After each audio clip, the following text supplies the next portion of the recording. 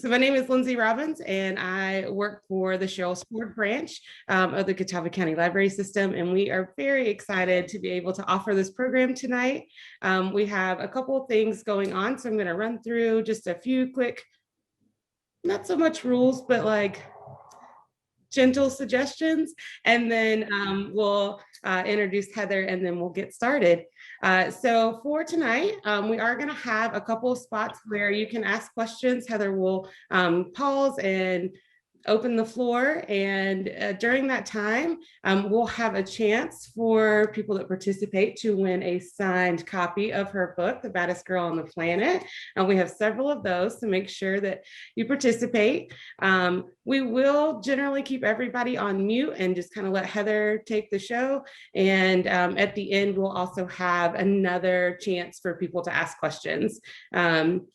So she is going to have quite a few little exercises and things for us to do. So you'll actually get to practice some of the things that she's going to talk about tonight. So if you've got your pen and paper and you're ready to go.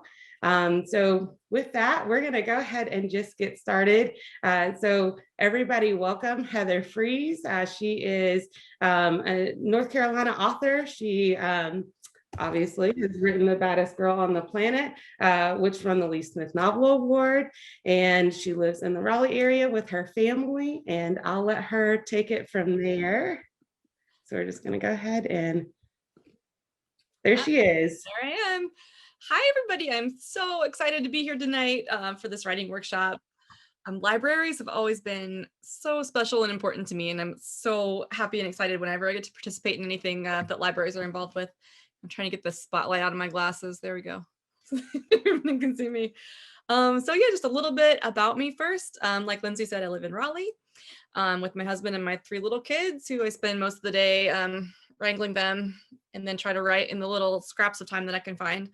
I'm a debut novelist. This is my first book, and like Lindsay said, it won the Lee Smith Novel Prize, which Lee Smith had always been sort of my literary heroine, so it was kind of a magical thing to win this prize and be put sort of in the same category as her.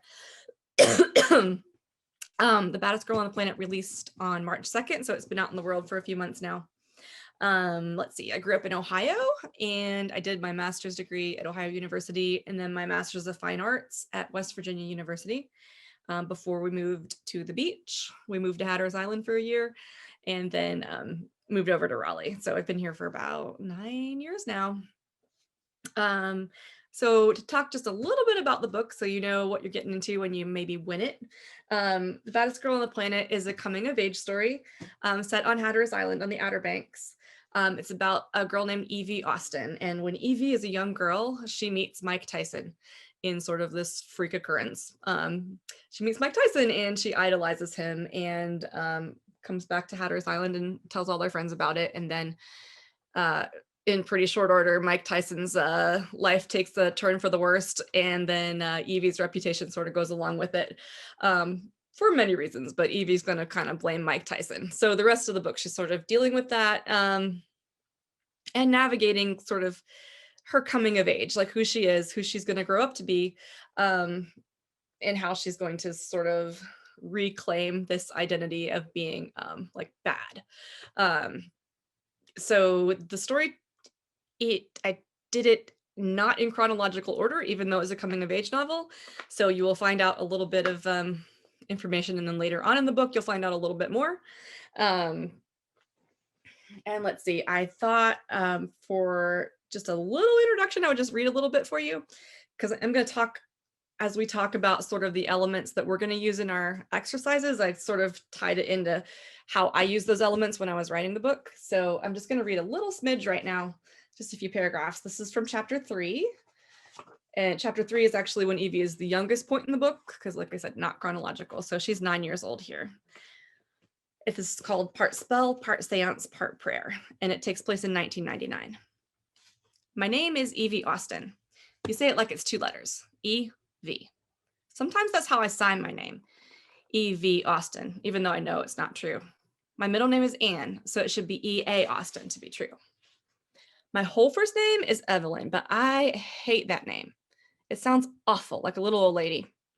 When my dad dropped off me and my brother to live for the summer at our Aunt Faye's house, which isn't a house at all, but a big old camper van, he took my face in his hands and he said, "Evelyn, you be good." I hate being Evelyn. I crossed my eyes at him and turned my face away. Then he and Aunt Faye started talking. My Aunt Faye said, "No, I do not want to keep them at your house. What if she comes back?" And my dad said, "She's not coming back." They were talking about my mom, who moved to Buxton for the summer for an important job. If it wasn't important, she wouldn't have moved for the whole summer. Then my dad left and went to work. I am 9 years old and now I'm a gypsy.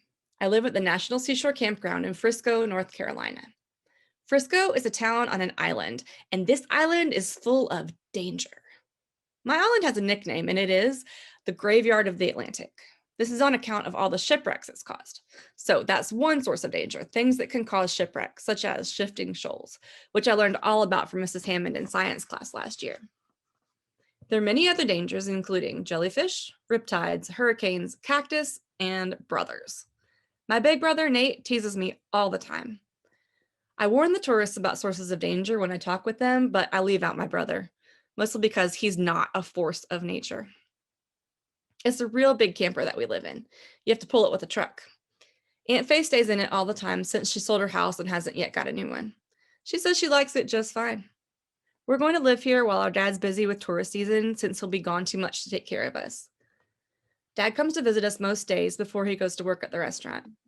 My mom has not yet come to visit. She's awfully busy being on the welcoming committee for the lighthouse movers from Buffalo, New York.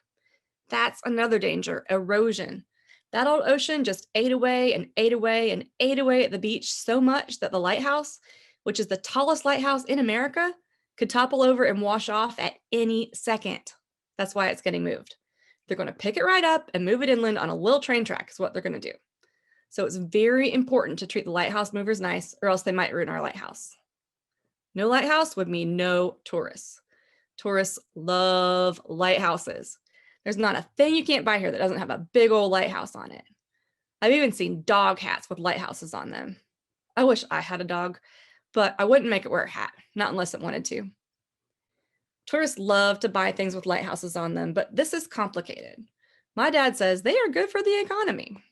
My dad works for a restaurant and he feeds tourists every day. He works late, which is why he can't visit us every single night. He likes it when tourists buy things. My Aunt Faye says tourists are a nuisance. Our economy did just fine for 200 years before they started showing up. Aunt Faye has a bumper sticker on her truck that says, "If it's tourist season, why can't I shoot them?" I don't tell anybody, but in secret, I like the tourists. They make summer exciting. I spy on them all the time. I get real low behind a sand dune and I watch them. But there's been nobody interesting yet at the Frisco National Seashore Campground. Just a bunch of boring old fishermen. It is only June, so maybe the interesting tourists just aren't out of school yet. I'll stop there so that we have plenty of time to write. So let's see here. Let's do a quick break since we're going to stop for questions. Let's do a quick question break. If anyone has any preliminary questions, anything at all, take questions for a second and then I'll keep talking about fiction. We do have one in the chat already from Miss Brenda. It says, "Did you need to get Mr. Tyson's permission to use his name as a character?"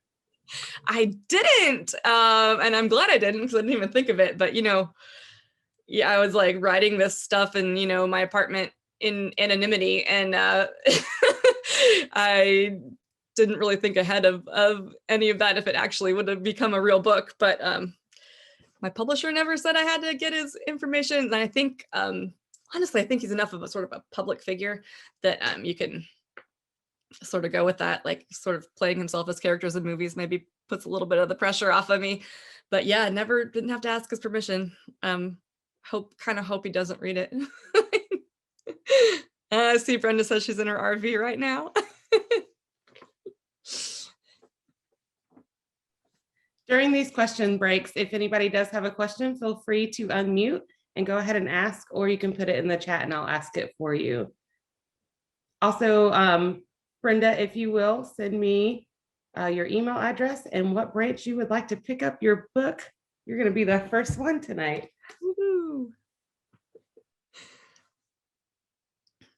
All right, so I'm just going to start talking. If you have questions, raise your hands. I can only see a few of you. I don't know if I have to change the view, but Lindsay will see you. So I thought I would focus this program sort of on writing your openings to short stories, to novels, whatever you want to, and coming up with sort of these generative ideas, like the ideas that are going to really get your story off and running and sort of lift it off the ground. So if you want to know a little secret, this book started as I thought, just one little story. I just wanted to write this story of Evie Austin. I'd written her before, and I knew she had married this guy that I didn't think she should have married. And so I wanted to write the story of her divorce, because I knew he wasn't a big fit. So that, in that way, the plot kind of got me moving, because I wanted to find out what happened when she divorced this guy who wasn't any good. The other things that really latched me onto this project were the setting. Hatteras Island, of course, is just such a magical place, and it's so ripe for descriptive beauty and like the poeticness of it, and then also the history and the sort of metaphorical aspects too. Like, it's a barrier island. You can see the changes that take place on a daily basis, so things are not stable here, and so I wanted to kind of use all of that in my fiction. So setting and the plot, and then the voice of Evie Austin. Evie's voice, when I started writing her, was just really funny and sparkly and kind of vibrant. And so I really wanted to keep writing that voice. And I would say the voice and the setting were probably the things that drove the whole book the most. Because latching onto that, the voice could kind of just take off, and I could let her, talk about soap scum, and it would somehow metamorphose into something that fit the plot and the theme of the book. So that's kind of how I tend to roll, but there's all these different elements that you can kind of lock into. So I wanted to play with a few of those tonight. Let's see. So the elements I wanted to talk about, so look at my notes here. So we have plot and theme and setting and voice. And then we're going to play with a few activities to base off of those ideas. So the one other thing before we really get rolling that I wanted to share with you guys is something that one of my mentors told me in graduate school. And that is that to be a fiction writer, you have to have three things. So you have to have empathy and imagination, and then you have to know what to steal from real life to put into fiction. That's kind of where Mike Tyson comes into to the equation. So a friend of mine, actually, we were sitting at lunch at Red Lobster, having a nice lunch, and my friend drops in this little nugget that she met Mike Tyson when she was a little girl. And I was like, what are you talking about? Because I knew she grew up in Northeastern Ohio. And it just seemed so improbable. But no, like, Don King had a mansion there. He trained the boxers, and that's happened to be like next door to her house. And so Mike Tyson would watch her do cartwheels, and she just idolized him, and was very heartbroken when, the bad stuff started happening.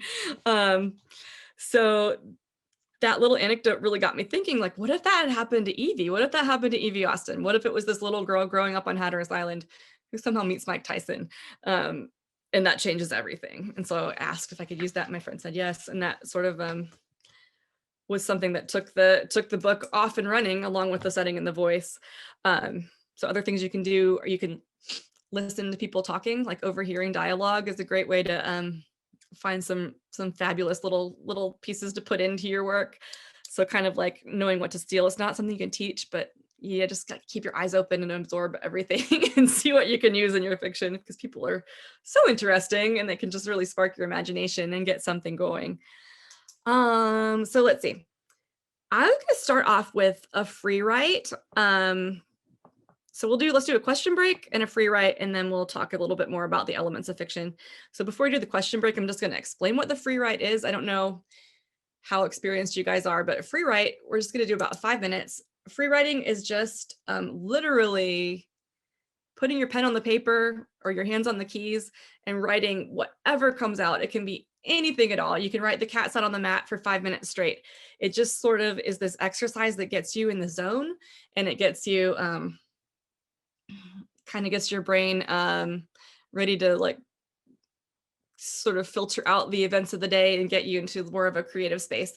I always find this is very helpful in just sort of setting the the tone in the moment and being ready to sit down and do something a little bit different than, everything we've been doing all day, doing dishes and dealing with kid tantrums and all of that. So that's the free write. So let's do a couple questions and then we'll write for a bit and then I'll talk again. We have several in the chat for you. So the first one that I see is, did you query agents before winning the award? Yeah, I did actually. Right after graduate school, I did query agents and I did get an agent. And he did send the book out and it got lots of very good, nice rejections and people who really liked it a lot, just not quite enough to publish it.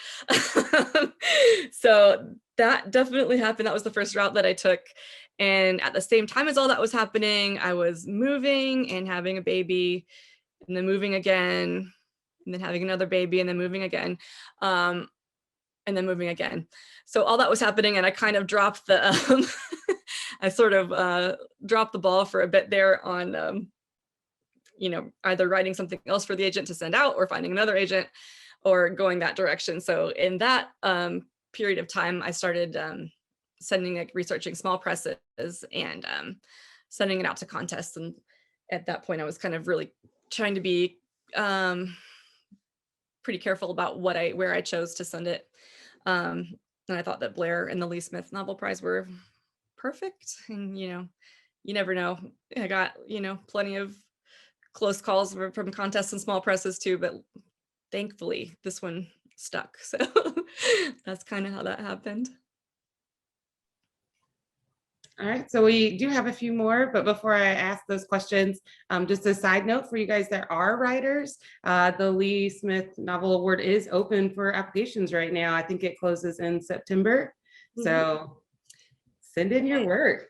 And they've waived the fee this year. There's no reading fee. And the judge is Disha Filia, who is a fabulous writer. She wrote The Secret Lives of Church Ladies, which I just loved. So yeah, it's a good deal this year. Let's send it in. All right, so the next question is, do you relate to any of the characters you have developed in this book? Oh yeah, definitely. Evie is pretty different from me as a character. She's very much more bold and brave than I am, and much more interesting in that way. But I relate to her a good bit. Like we're both, the sense of humor is the same, and some of the things that happened to her. And then her best friend Charlotte, she's a lot more similar to me personality wise, and so I definitely relate to that. And then I tried to really connect with all of the characters, even the ones that maybe previously I had just like Evie's ex-husband, like I just hated him. I thought he was awful before, when I kind of had him in mind as a character. And then as I was writing this, I had to figure out, like, why would she have married him in the first place? Like what are all the facets of his personality? Like what are the reasons that I can find to give him a chance? And so in that way, I tried to really begin to bond with kind of everybody in all their different ways. All right, let's see the next one. It looks like we have 3 more. Do you have time for all those right now? I'm good. Yeah, we can do it. Okay, sounds good. All right, let's see. When you plot, are you a planner or are you a seat of your pantser? In this book, it was like 100% seat of the pants. Like that was like, I didn't plan for this to be a whole giant project. I was just kind of playing around a lot of the time. I didn't, I mean, within the chapters, I would have some arc in mind, like some, story arc, but yeah, no, this one was not plotted out. Previously, I like my previous big project, I did have kind of more of a traditional, like, long arc in mind when I sat down to write it, and I would break it up. But this one was like totally seat of my pants.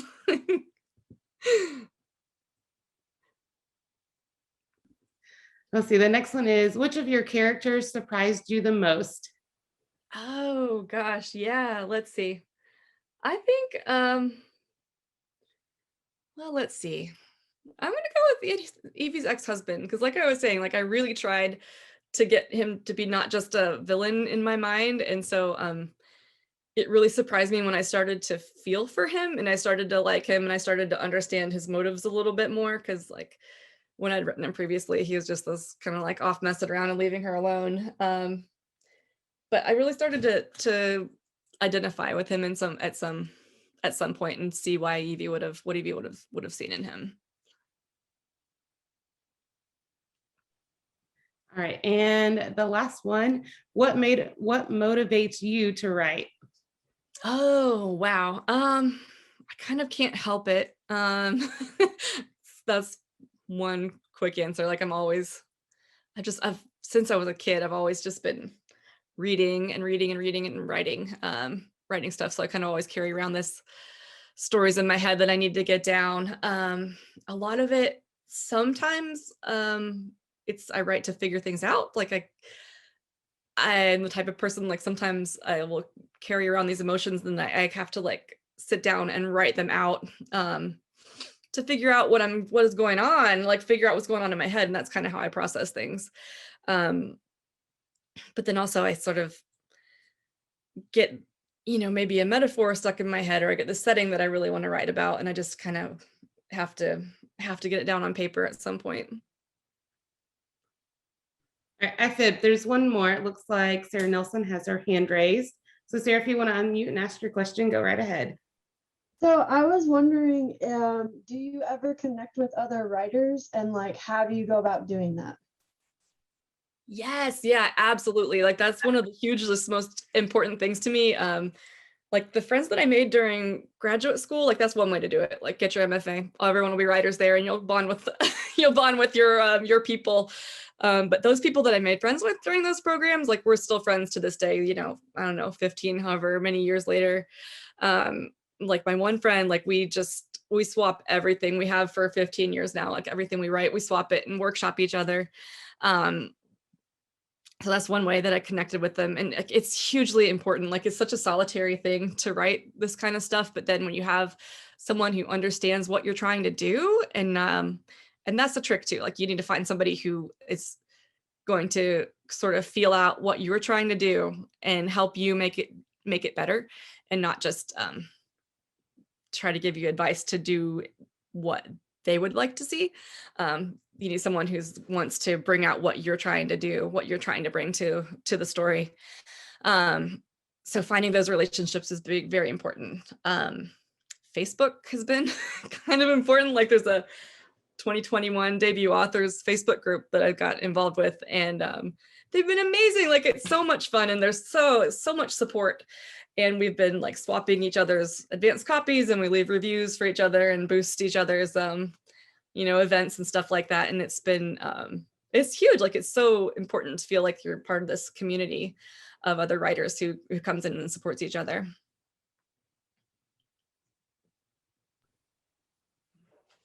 All right, so we have one more question and then I'll let you jump in. So how many drafts did you do before you were satisfied with the end product? I feel like the revision process can be a pain at times. I have no idea. So many drafts.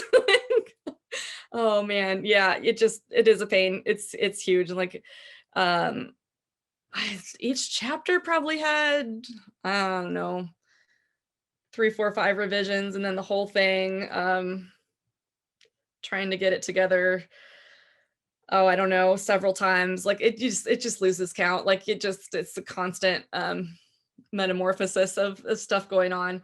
And then so like you get it to where I think it's done. Like I finally got it to where I think it's done, and then you send it out and like gets accepted, and then your editor gives you the revisions, and then you have to work on small things and then also big things. I had one fairly big rewrite in this book, the chapter the second chapter where she's in Las Vegas. I rewrote it a good bit. So then you do that with your editor, and then after that, like copy edits come in, so the little tiny nitpicky stuff, and then you do that, then you do that again, and then you do that one more time. And then you're done. And at that point, you've read it so many times, you have no idea if it's good or bad or whatever. But at that point, like you just got to let it go because that's done. And that is what it is. So yeah, the answer is a lot. And I have really no idea how many. And okay, so that good for questions. Well, let's move on and write a little bit. Let's just get into a writing zone, and then we'll talk about we'll move to plot and some other stuff, and we'll play with some writing exercises again. So Lindsay, can you guys sort of keep time and pop in after 4 or 5 minutes? Let us know. Yeah, so like I said, free write, just just get in the zone. It doesn't matter what you're writing about. You write about your day. You can write complete nonsense. You can write your grocery list. Like as long as you kind of keep your hand moving, keep your fingers moving, just kind of getting your brain to switch gears. And I will shut up now, and I will also free write with you. And then we can get back together in a minute.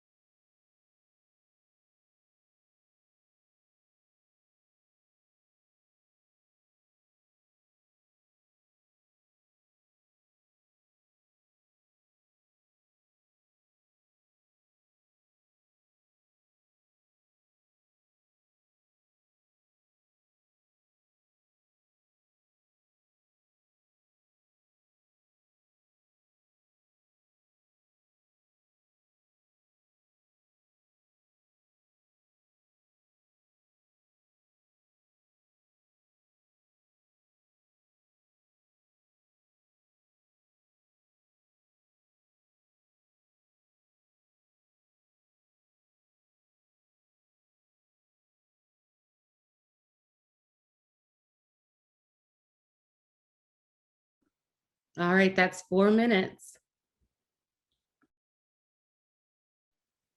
All right. How did that feel? Feel good?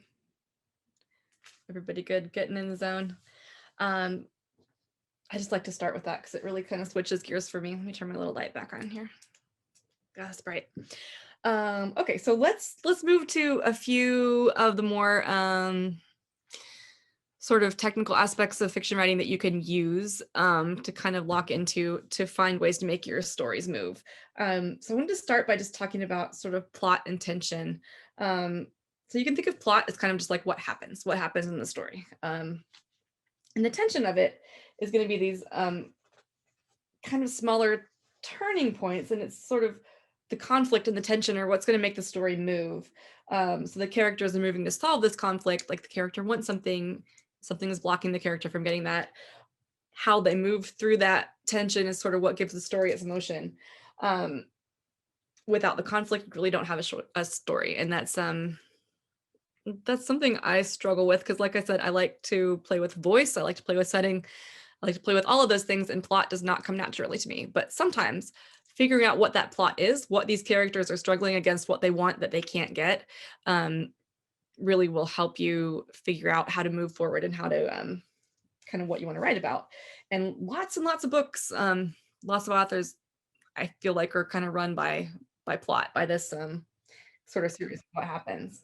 So one of the little tricks that you can use, and this is pretty basic. This is by that I mean, once you learn this, you can push against it and do it differently, but it helps to learn this sort of basic layout, this Freytag pyramid of plot. So this is, it was on a little handout that I made up, but here it is in my handwriting.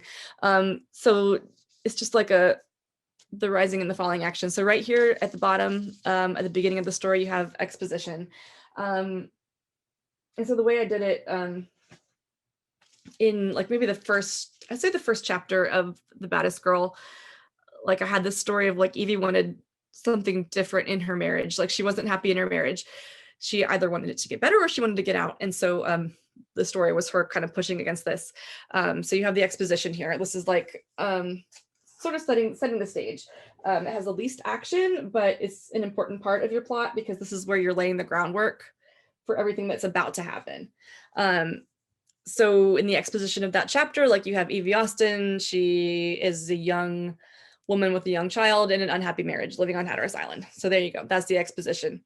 And then at this point, kind of right here, you have the and then one day, which is then things change. Then something changes that propels the motion of the story forward. So then you have the rising action. So in that case, and then one day, Evie makes a move on her coworker. The action takes a rise from there. And so you have that, the character pushing against these forces until you reach the peak, the climax, which is in this case where Stephen, her husband, finds out that Evie has been having an affair and things that doesn't go well. So that's sort of the peak of the action there. And then it kind of falls. The action winds down, things are getting resolved. In that case, Evie leaves her husband, moves in with her parents, and then you have the resolution. At the end, things get kind of tied up. She gets the kid and stays with her job, and that's how things kind of resolve just sort of in that chapter, just as an example. So you can, it's useful to have this kind of layout to think of how to frame things if you have an idea and something that you want your characters to be struggling against. There's lots of ways you can push against this. There's subplots and there's many different ways you can go about that. But I find that pyramid is kind of helpful when I'm trying to structure things and think of it in terms of scenes. Like maybe you want to write one scene that you're thinking of as the exposition, where you're just laying things out and giving the background information and what you need for your readers to know before things start taking off, and then breaking it up into scenes based on where you want the plot to be happening, where you want the tension to be moving. So let's see. In a short story, these conflicts and these plots don't have to be big, epic big epic changes and big epic things that you would have more space for, like in a big novel. Like it can be these smaller events and smaller tensions that you can kind of exploit, but you still have the character moving against, like you still have the character wanting something that they don't have. So you have a reason for the plot to keep moving forwards. So that's kind of super quick and dirty things that we can use. There's the plot portion of it. So I want to talk about setting real quick before we do writing again, but let's do a question break. Do we have other questions? I don't see any in the chat right now, but this is a good time if you have a question to go ahead and unmute and ask it. So if you don't mind me asking, you said it wasn't written in chronological order. Why did you decide to go that way? Yeah. At first, when I was, like I said, when I was writing this, I really just wanted to write that one story of her divorce. But then as I moved on, I thought it was interesting to start the book, which was the coming of age novel, with the character who was, technically speaking, an adult, but had not really reached her peak adulting. So I would say she was still making some really bad choices and doing things where she still had a lot of room for growth. So I wanted to start it at that point, and then I just think it's interesting to me when I read books like that where you get a part of the story and then you find out the background to it and like the deeper just like the depths to it, and why exploring why that character did what they did, in a get the backstory like fully fleshed out. I just thought that was really fun. And then it just started coming together more thematically, where the chapters would link to each other, not based on Evie's age in the narrative, but based on something else, like connections with the characters or something in the theme. And so I just found, as it was getting put together, that it kind of just wanted to go kind of back and forth through time as she comes of age into her adulthood. Do you remember like what got you initially interested in writing? Like, can you even think back to what got you first interested? Yeah, it was definitely books. Like I just loved to read from the time I was little. I was like, I guess, like looking back on it now and having kids of my own, I was kind of a freakishly ready kind of kid. Like I was reading, like it was just like, it was my thing. I would, my mom would ask me to clean out my closet and I would find a book and be sitting inside the closet reading the book. I just loved Beverly Cleary and Judy Blume and Little House on the Prairie and Charlotte's Web, and just like all of those books from childhood. I just loved them. And I, like, as I grew up, I just I still continue, like always, like to this day, I love reading. I love books. And at some point it shifted to, I guess when I was little too, like even remember having this writing this poem about a butterfly when I was 6 years old. So then like I would start to like narrate things to myself when I was little. Like I would say, her mom asked her to clean her room. Okay, Heather said. Like everything was sort of, and like that's because I just read books all the time, and that's kind of what started everything. So then like at some point I got more serious about it, but like it was just books. It was, and not all great literature either. Like I read, V.C. Andrews and all kinds of pulpy stuff.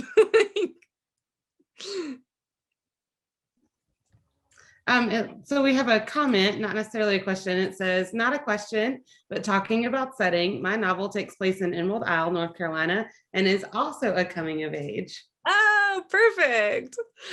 Yes, I think can we just segue into talking about setting here, because that's like the setting is so important. And I just loved, for me, like Hatteras Island was such a crazy setting to provide all this, beautiful backdrop and also metaphorical content. So yeah, the setting can be super, super important and super generative too. Like it was often what would come first to me was I just wanted to write this pretty scene on the beach. So I think so part of the trick to writing setting well is to be have this sort of specificity of detail. So on one level of that, I mean, using like really concrete nouns. So instead of just a house, it's like a cottage, or it's a bungalow, or it's a, you know, mansion, something like that. So that at one point, just being really concrete and precise in your language. And then also sensory details, I think, are super important when you're writing about setting. So just letting your reader not only visualize things, but to, you know, to hear and smell and touch for things for the setting. So knowing which details to provide, that's kind of key and something to play with when you're writing, because what you want to do is set the big picture. So you want to set the time and the place. You know, you can pick any historical period, any place, but you got to figure out how to set that up. And then things like the time of the year, and providing these details and atmosphere to help your story unfold. So setting, while it can be this super important facet of the story, it also needs to serve the story. So it needs to be rich and full, but not distracting, to the point where it's like that's all you're paying attention to is the setting. Like the story and the tension and the things the characters are struggling against has to come first. And as a beginning writer, that was something I struggled with too, because like I love setting so much, like I would just go on and on about it, and like at some point you kind of have to, and also like, yeah, for me, I would write about the Outer Banks from the perspective of somebody else, like a visitor. And when I got into Evie's head, a girl who grew up on Hatteras Island, I was trying really hard to imagine what it would be like to actually live there year round. And so that took kind of a lot of the romance out of the descriptions of the setting for me, just like, because it's kind of just becomes the place where you live. And like, it's this beautiful, beautiful setting where people, you know, travel hundreds of miles to visit. But for her, it's like, it's just where she lives. It's where she works and where she goes to the grocery store and has all the everyday problems in life itself. So I think like one of the most interesting things about setting is how it can kind of vary based on what your character is feeling. So Evie Austin at 9 years old, like I read from the beginning of the workshop, her playing on the beach and having a good time, and the way she describes that setting is going to be really different from who she is at, you know, 23 and in a postpartum depression. She's going to choose different details to notice, and she's going to describe them in very different language. And I think all of that can really get across both your setting and your characters' frames of mind and what they're struggling with. So a lot of that, I think, can help you sort of generate motion in your story. So I want to do a writing exercise now. Do we have more questions coming in? Should we do a quick question break and then write a bit? We do have a few questions. Okay, let's do that. Let's see. Just scroll back up really quick. Mhm. All right, so I missed one. Here we go. What advice would you give someone new to writing? This is my very first writing workshop and would appreciate any advice or information. Yeah, definitely. Well, welcome. This is it.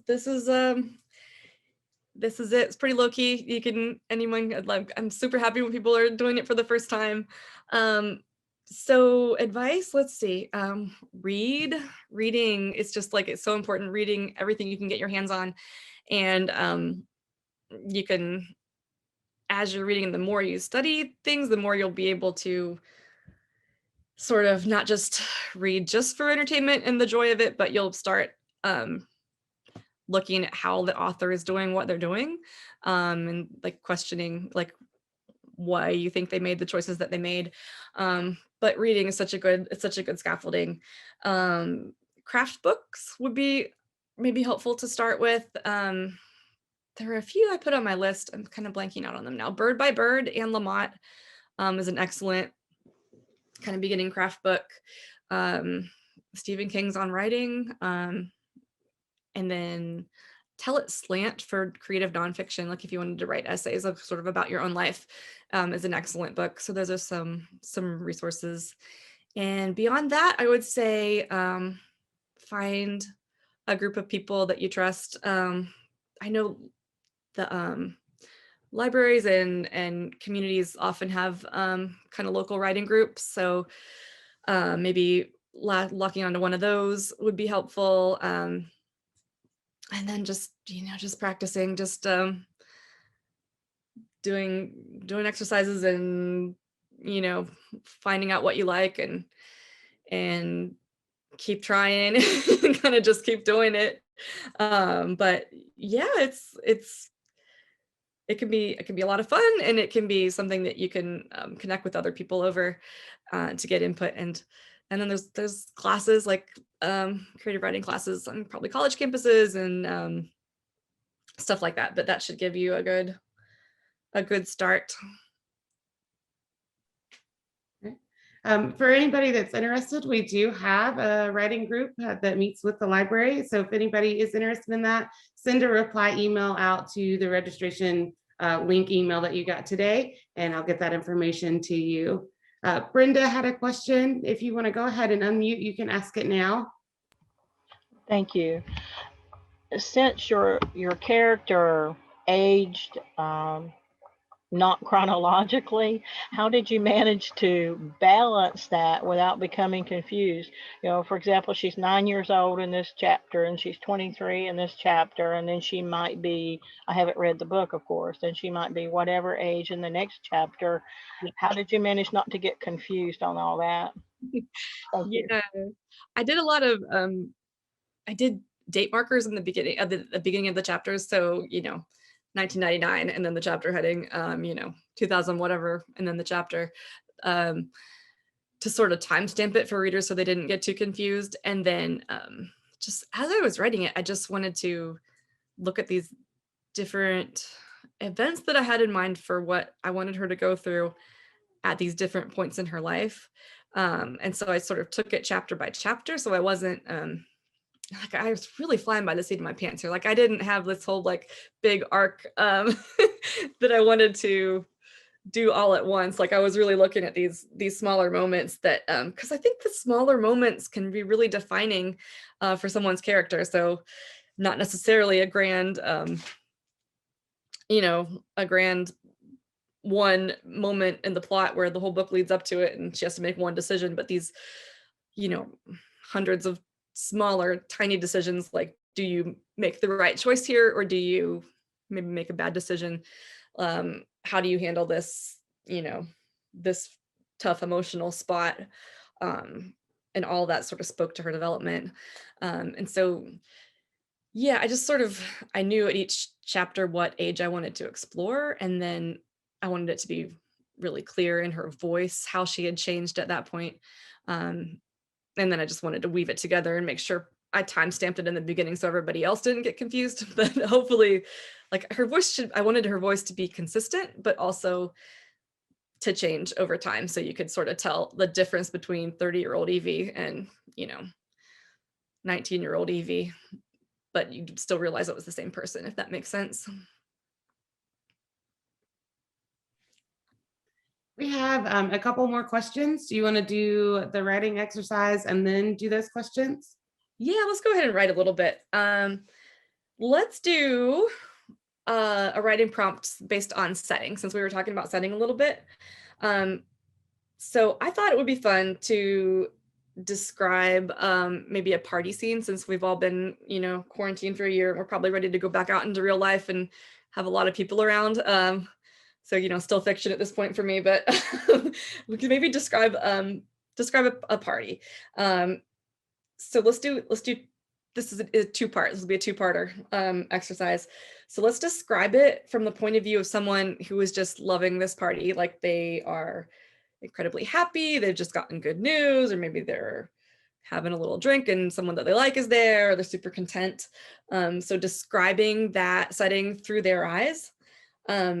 So for point of view, I would say use whatever point of view you want. If you wanted to use first person and you use I, like I walked into, I don't know, the beautiful shag carpeting and saw the chandelier that I liked. Or third person with he, she, like, you know, she rolled up in her Mercedes. I would just say keep it consistent, like pick one and stay with that.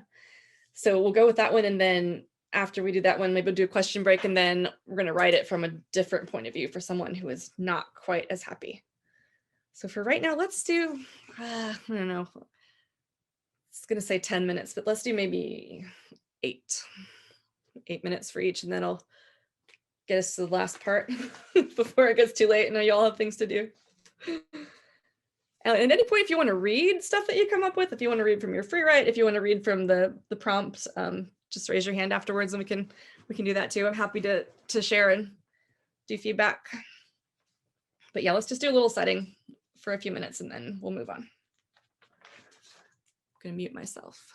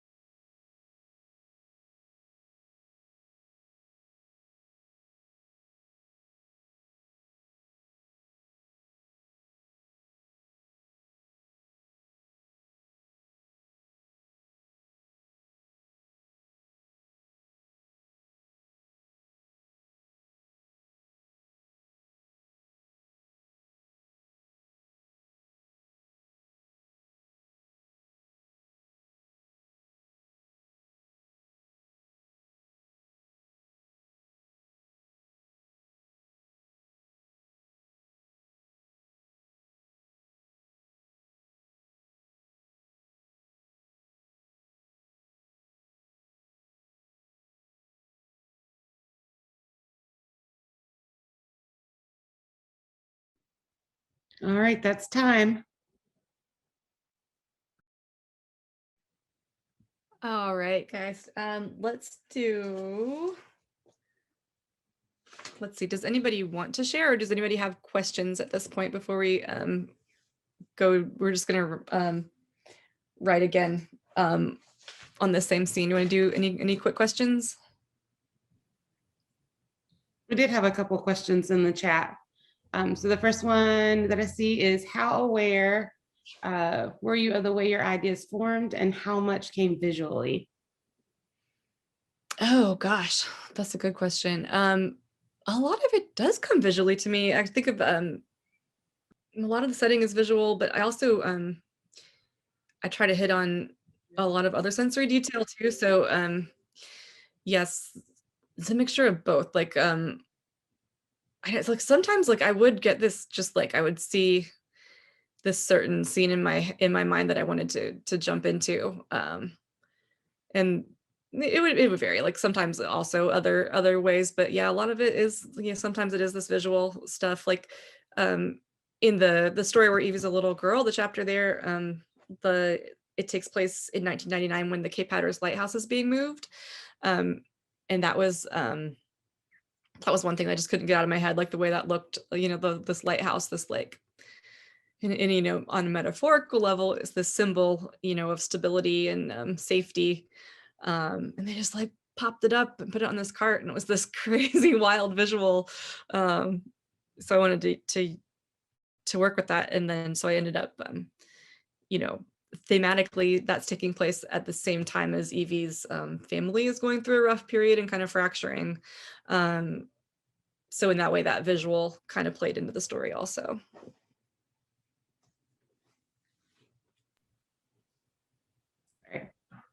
So the next one is, I don't know how to say this, so I'm gonna just try it.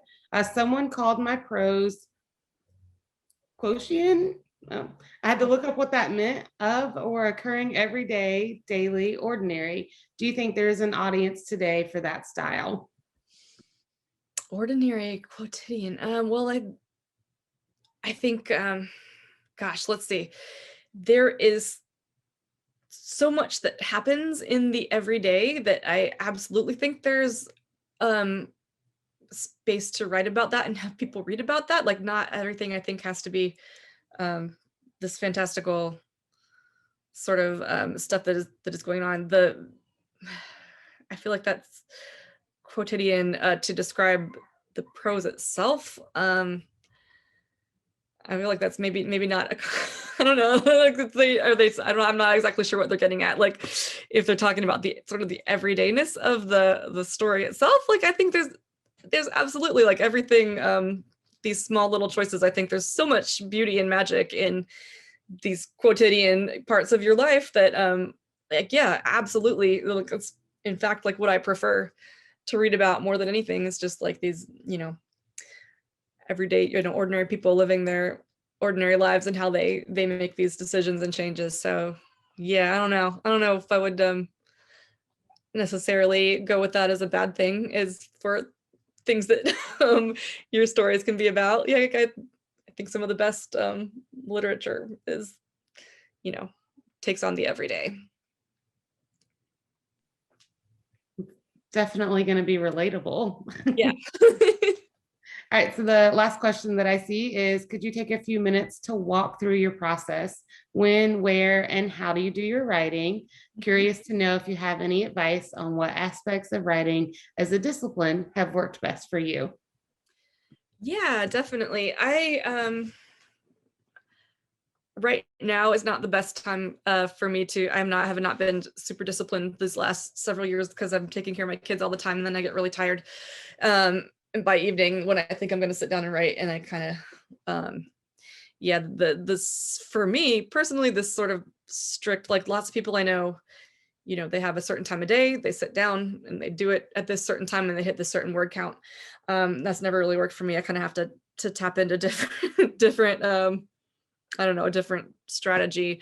I like to work in kind of fits and starts. So I would go, have these these periods of fallow kind of not writing where things are kind of gathering and coalescing, and then kind of sit down and do it like for days at a time.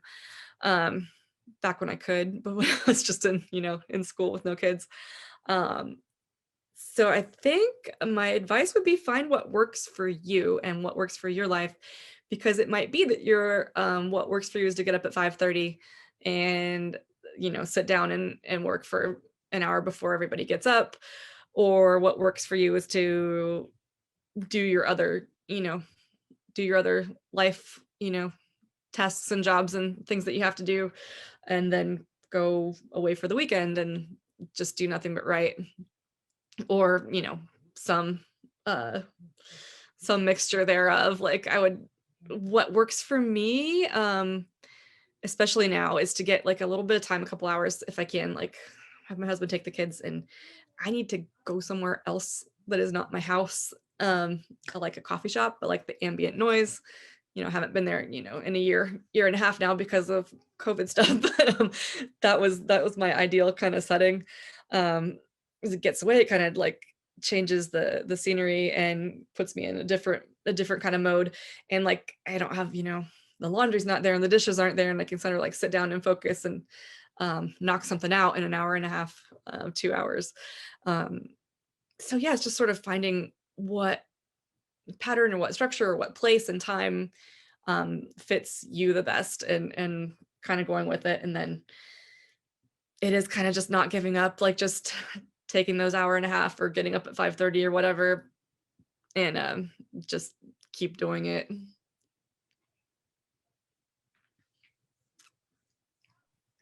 Unless somebody else has a question they want to ask right now, I think we are all caught up in the chat and we can move forward.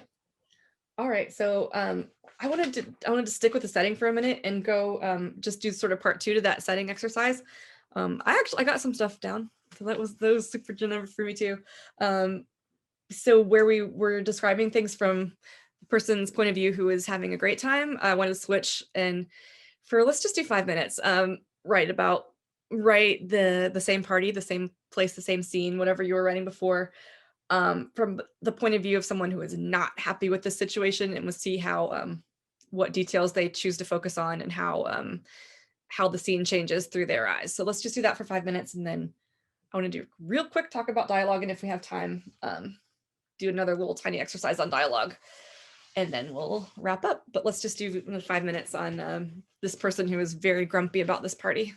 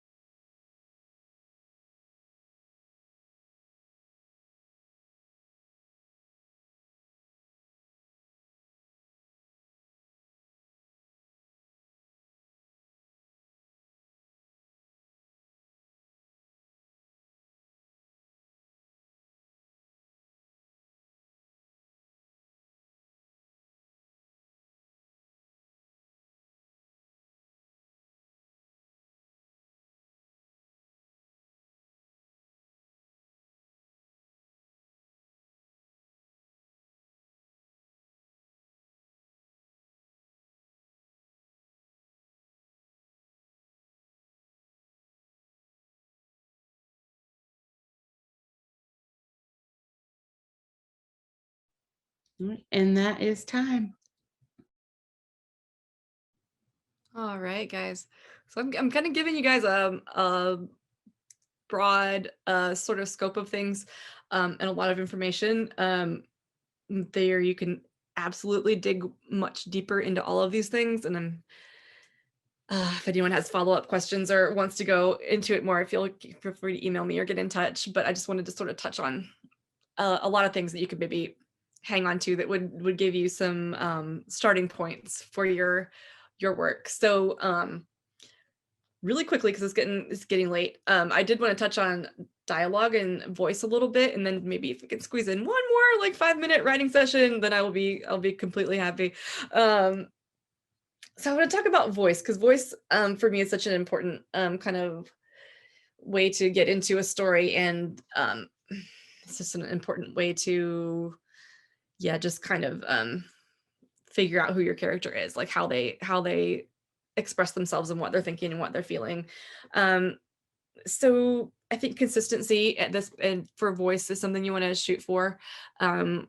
So by that I mean like how your character is going to speak. Like, are they going to use grammatically perfect English? Are they going to be using colloquialisms? Are they going to curse a lot? Are they going to, sort of drift in and out of their inner voice and their inner monologue to their outer dialogue? Or are they going to use even something simple as using short sentences versus using long, flowy, poetic sentences? All of these things can get across your character's voice, and as you're doing that, sort of establish your voice as an author. So one thing to do and try to figure out is to find this sort of balance between description and dialogue. So when we're talking about dialogue, this is sort of the characters talking to each other. I love writing dialogue. I think it's really fun.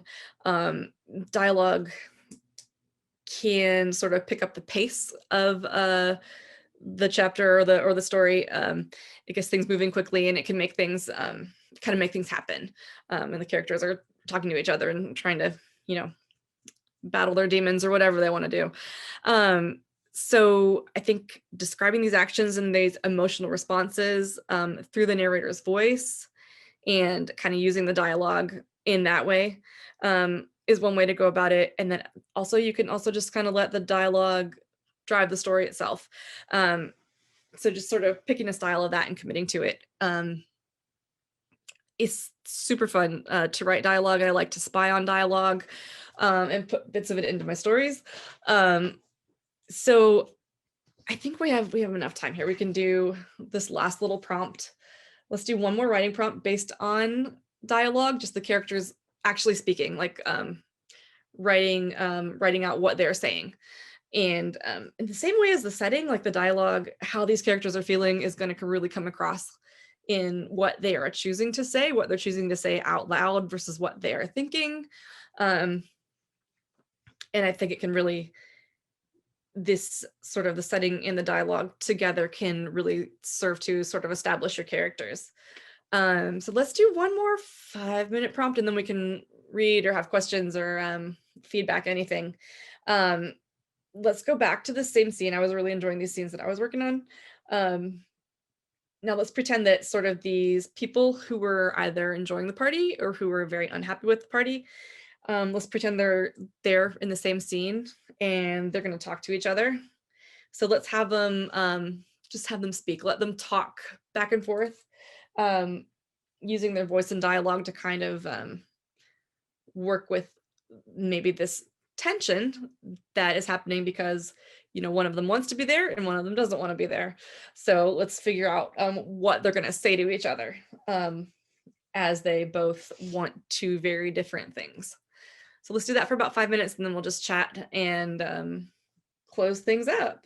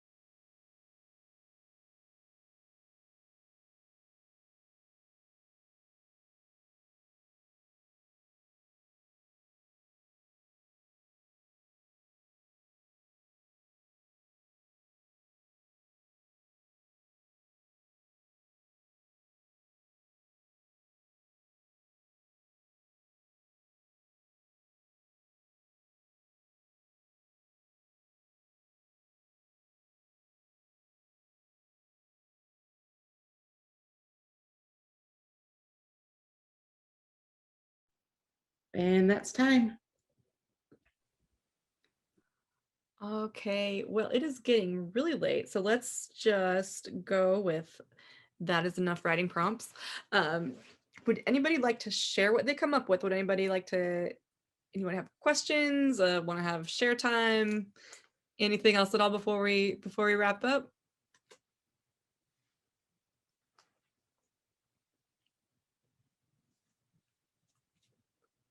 No. Ended up writing about the moon. Well, if everybody's good, I just want to say thank you so much for having me. This was so much fun, and I loved talking about this stuff, and I love seeing you guys seeing what you come up with. If anybody wants follow-up questions or anything, feel free to get in touch with Lindsay, and she can pass on the information to me. Anything else before we go? Oh, there we go. Yay.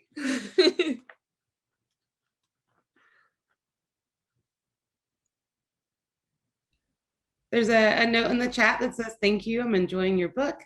Great Woohoo. session. Thank you. This was a great workshop. Thank you. I think they enjoyed it. Awesome. I enjoyed it so much. Thank you guys. This was wonderful. And hopefully maybe someday we can do it in person. Like that'd be crazy. That'd be exciting. Before everybody So signs off, I am going to go ahead and just put in a plug for the rest of our summer learning programs. We do have quite a few that are coming up. You can find out more information by going to our website, which is Catawba County. Oh, sorry, I've forgotten what it is. Jenny, what's the website? Catawba County nc.gov/library.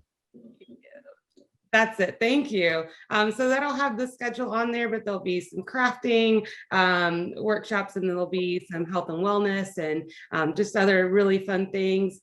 And for those of you that want a copy of the book, I have your information, and I'll be getting those books out to the different branches, and I will send you an email when you can pick them up. All right. Oh, and I have one more question. Did anybody learn anything new tonight? Yeah. Oh, I see lots of thumbs up. Look at that. Yay. It's a very exciting night. It was super right. cool. Thank you so much. Thank you for giving me a chance to talk about this stuff, because I could talk about this all night, and I probably would. So it's a good thing we need to shut down. All right. Well, before we go, if anybody has a question, this is the time to ask. If not, we'll go ahead and close it out. Everybody's set. Great.